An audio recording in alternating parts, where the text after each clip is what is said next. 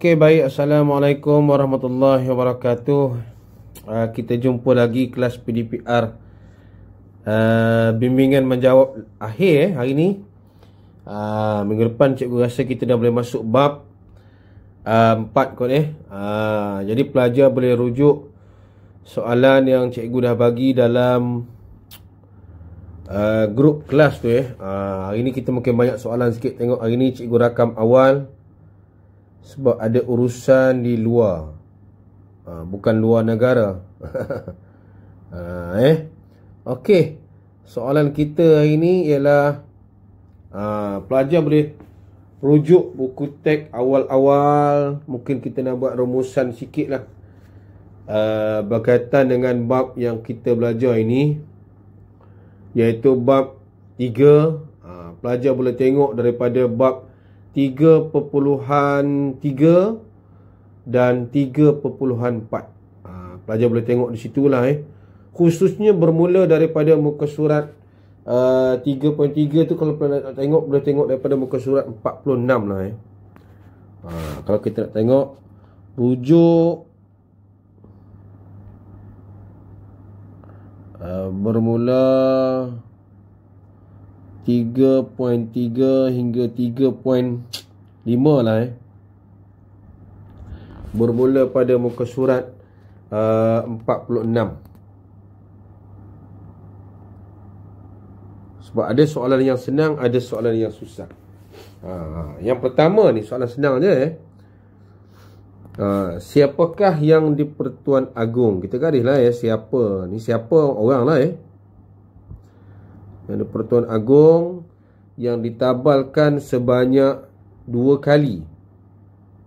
2 kali dia ditabalkan. Special ni dia nak 2 markah.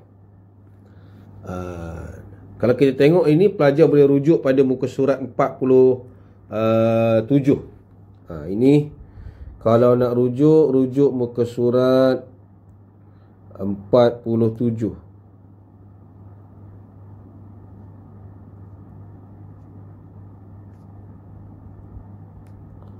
Kenapa cikgu kata di situ? Dia direct jawapan ni. Kalau kita nampak muka surat 47 tu jawapan dia agak direct. Kita bagi satu nama negeri, nama sultan. Negeri yang melakarkan. Okey. Yang ini jawapannya ialah, okey, cikgu letak di sini. Pelajar boleh nampak sultan yang menjadi agung 2 kali ialah Sultan Kedah lah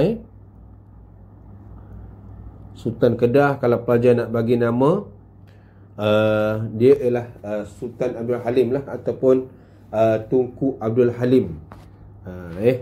Almarhum Tunku Abdul Halim. Nama penuh lah cikgu ringkas-ringkaskan. Dan kalau nak tambah lagi, mungkin ada nak tambah lagi markah, boleh tambah. Bila almarhum menjadi agung, kalau kita tengok di sini, dia menjadi agung pada agung yang kelima. Agung yang kelima dan yang ke-14. 2 kali lah nak detail lagi, tahun 75, tahun 2016. 75. Kalau kita tengok nak detail lagi, cikgu saya nak detail lagi, cikgu boleh, tak ada masalah. Nak detail, kita letak warna biru ni. Pelajar boleh detailkan lagi. Kalau nak tulis 1970,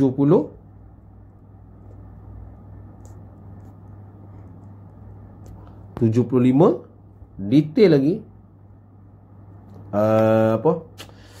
2011, 2016.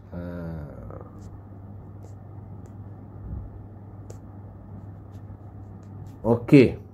Itu soalan yang pertama. Masih mudah.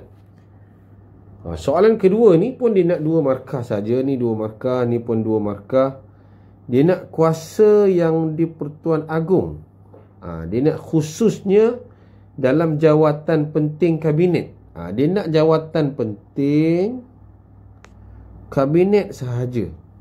Yang lain dia tak nak tengok. Pelajar boleh tengok di situ. Okey, di mana kita nak rujuk pelajar?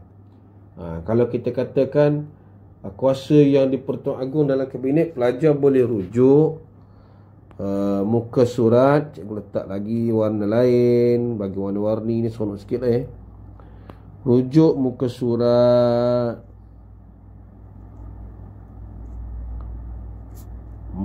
48. Okey.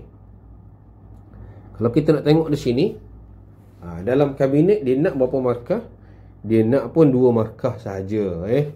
Dalam kabinet ini, Agung dia ada kuasa yang kita kena faham. Kuasa eksekutif. Dia ada kuasa apa? Yang kita panggil sebagai kuasa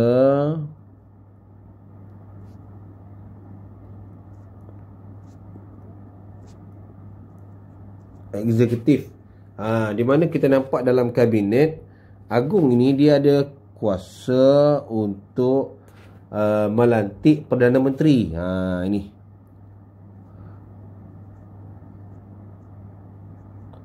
Melantik Perdana Menteri. Dan kita nampak jemaah menteri. Jemaah menteri ni kabinet dan jemaah menteri lah. Menteri kabinet. Dan kita nampak di sini dia lantik ke semua ini melalui ahli Dewan Rakyat. Kita nampak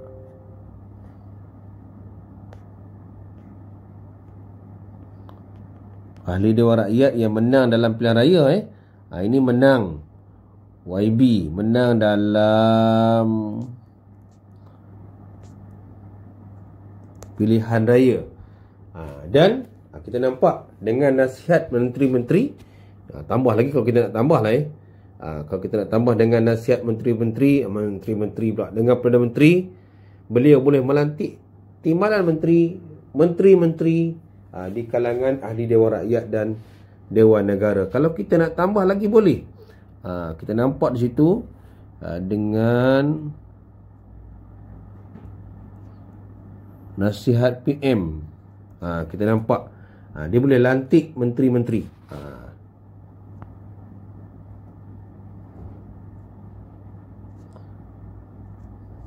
Menteri-menteri ini di kalangan siapa? Dewan Rakyat. Nanti kita akan sambung yang ini. Ini kena faham. Dewan Rakyat dan Dewan Negara. Ada 2 tu Dewan Rakyat, Dewan Negara. Yang ini kita panggil sebagai menang dalam pilihan raya. Ini ialah senator. Nanti kita akan detailkan yang itu Baik. Itu soalan yang pertama dan kedua. Yang ketiga, huraikan kuasa dan peranan yang di-Pertuan Agong. Dia nak 6 markah. Kuasa dan peranan. Kalau kita nak tengok kuasa dan peranan yang di-Pertuan Agong ni, pelajar boleh tengok daripada muka surat tadilah yang kita bincang nombor 2 ini pun pelajar dah dapat markah. Yang kita bincang tadi, kuasa tadi, itu ialah kuasa eksekutif. Cuma nombor ini cikgu nak tambah sikit lah apa antara nombor 3 ni. Sebab dia 6 markah, pelajar boleh bezakan di situ apa kuasa yang di-Pertuan Agong ini. Di sini dia ada 3. Ada kuasa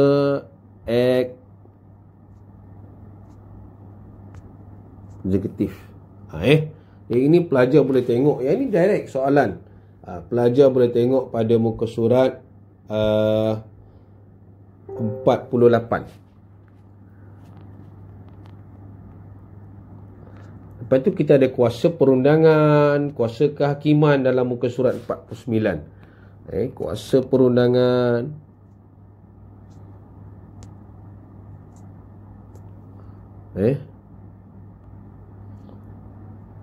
dan kuasa kehakiman.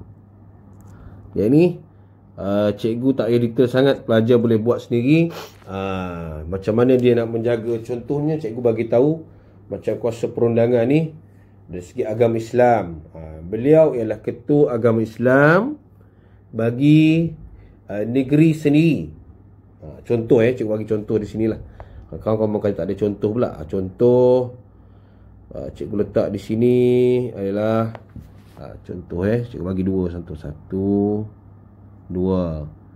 Ketua Agama Islam. Okey. Jadi dua situ negeri sendiri, negeri yang tiada sultan. Pelajar boleh bagi contoh sini, bagi contoh. Negeri tak ada sultan, negeri apa? Dan berkaitan juga dengan hak keistimewaan orang Melayu dan lain-lain. Yang kehakiman tu tengoklah ada kuasa pengampunan dan sebagainya. Ini soalan ini masih mudah. Okey. Soalan 4. Apa yang anda faham tentang pilihan raya 4 markah? Berkaitan dengan pilihan raya, cikgu letak situ Kita nak letak kecil saja. Okey, apa yang anda faham tentang pilihan raya? Kita nak rujuk muka surat mana dulu? Yang penting kita nak tengok di muka surat mana. Yang ini sudah sampai kepada 3.4. Pelajar boleh rujuk muka surat 50. Okey. Apa yang kita nak rujuk di sini pelajar? Apa yang anda faham tentang pilihan raya? Okey, yang ini mungkin cikgu letak bawah sikit lah Nombor 4 ni cikgu letak di bawah. Okey, nombor 4 ni tak lagi kat situ Okey, apa itu pilihan raya? Pilihan raya ini kalau kita tengok, dia satu cabang daripada sistem demokrasi berparlimen. Itu kita kena faham. Yang mana kita tengok pilihan raya ni, apa yang kita faham. Tadi nombor 4 dia detailkan. Itu satu. Dia berapa tahun sekali? 5 tahun sekali. Maka kita nak berapa? Maka kita nak 4 saja Okey. Nombor 3. Kalau kita tengok sini nombor 3. Dia untuk apa? Pilihan raya ni untuk apa? Dia untuk membuktikan, dia nak buktikan bahawa apa? Membuktikan amalan demokrasi. Amalan ni. Dan kita nampak pilihan raya ini ialah untuk kita memilih. Inilah untuk kita memilih wakil-wakil yang akan menggotai kabinet kita, parlimen kita, untuk membicarakan tentang perundangan. Sebab parlimen dia buat undang-undang. Jadi kita nampak apa yang kita faham dalam pilihan raya ini, kita ada hak. Ini penting. Rakyat dia ada hak.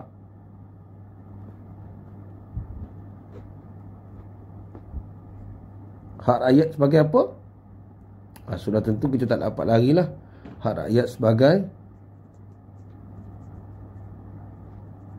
pengundi. Jadi kita nampak di situ. Dan bila kita nampak dia juga boleh kita katakan berkaitan dengan yang lain tu, pelajar boleh tengok berkaitan dengan apa? Corak pemerintahan negara, kesan kalau ada apa yang saya faham, kesan.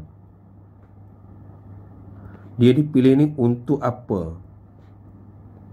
Kalau kita jelas di situ, kita boleh jawab lah soalan nombor 4 ni. Nak 4 markah je. Mengapa parlimen ada 2 dewan? Yang pertama kita kena tahu 2 dewan ni. Yang pertama kita kena tahu 2 dewan. Satu dewan rakyat, satu lagi dewan negara. Kalau kita tengok kenapa parlimen dia ada 2 dewan? Ini dia detail sikit pelajar kena faham lah berkaitan dengan dewan parlimen, berkaitan dengan dewan negara. Di mana kita nak rujuk muka surat ni? Kena mencari. Yang ini pelajar boleh rujuk pada muka surat 53.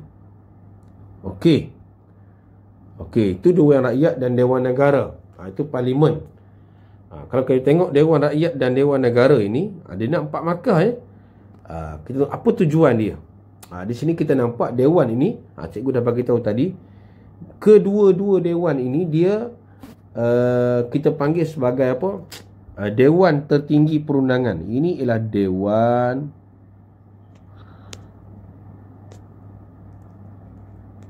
tertinggi perundangan. Maksudnya kita punya undang-undang akan dibahaskan di sini.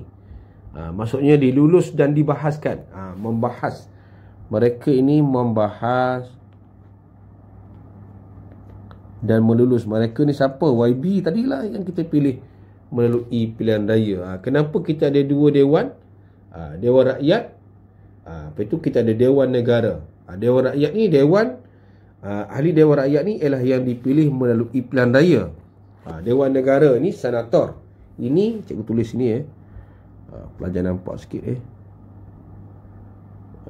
kita ada beza Dewan Rakyat, tambah lagi Dewan Rakyat melalui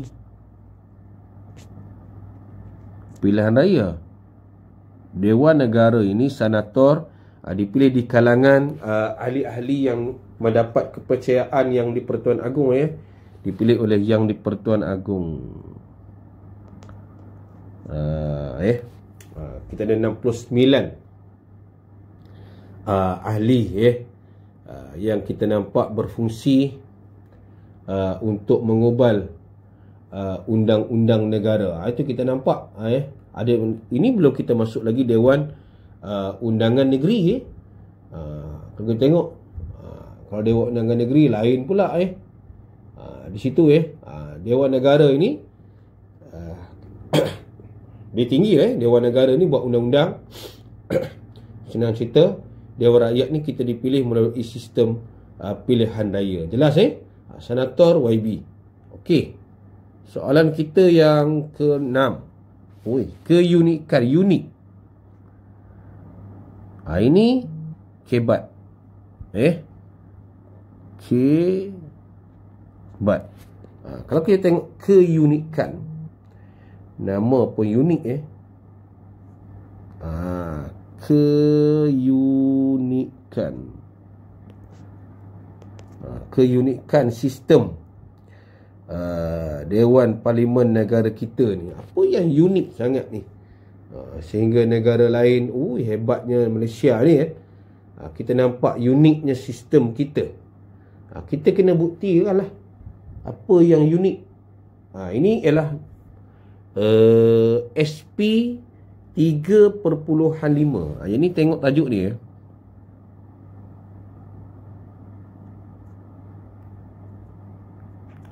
apa yang unik. Pelajar ini walaupun kita nampak boleh jawab munasabah, tapi boleh juga rujuk pada muka surat muka surat 56.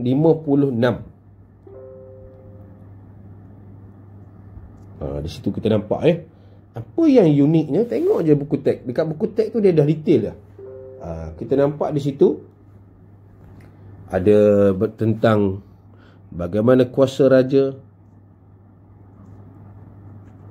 Kita nampak situ kan, macam mana kita menggunakan model daripada England. Kita Westminster kan, kita gunakan model England.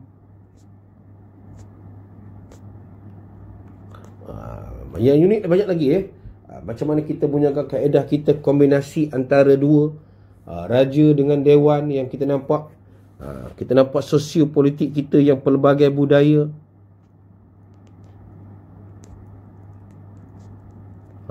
Sebab kita banyak parti politik kan, budaya dan parti. Itu kita nampak keunikan. Dan kita nampak di sini apa? Raja ini sebagai pengimbang. Pelajar boleh tengok betul-betul ya. Apa itu pengimbang? Pengimbang ni maksudnya dia boleh meredakan konflik lah ya. Meredakan konflik kalau ada di antara rakyat, parti, menteri kabinet sebagainya ya. Contohnya kita letak situ 1, 2, 3. Rakyat, parti, rakyat parti lah kita nampak ideologi yang berbeza lah. Okey. Dan mengapa pengasingan kuasa dilakukan dalam pentadbiran negara? Ini last sekali. Bila kita katakan pengasingan kuasa, pelajar kena faham yang uniknya negara kita ni. Pengasingan kuasa ni dia akan wujudkan apa? 4 markah ni ada adil, ada saksama. Dia kita nampak tu ada konsep sema imbang dan sebagainya. Itu pelajar boleh buat lah. Jadi pelajar tengok ada gencam juga. Latihan kita pada kali ini. Okey, itu saja untuk kelas kita. Ingat, tolong jawab dengan detail, nanti hantar pada cikgu. Okey, terima kasih. Tengok video ini dan cuba jawab PDPR kita. Okey, terima kasih semua pelajar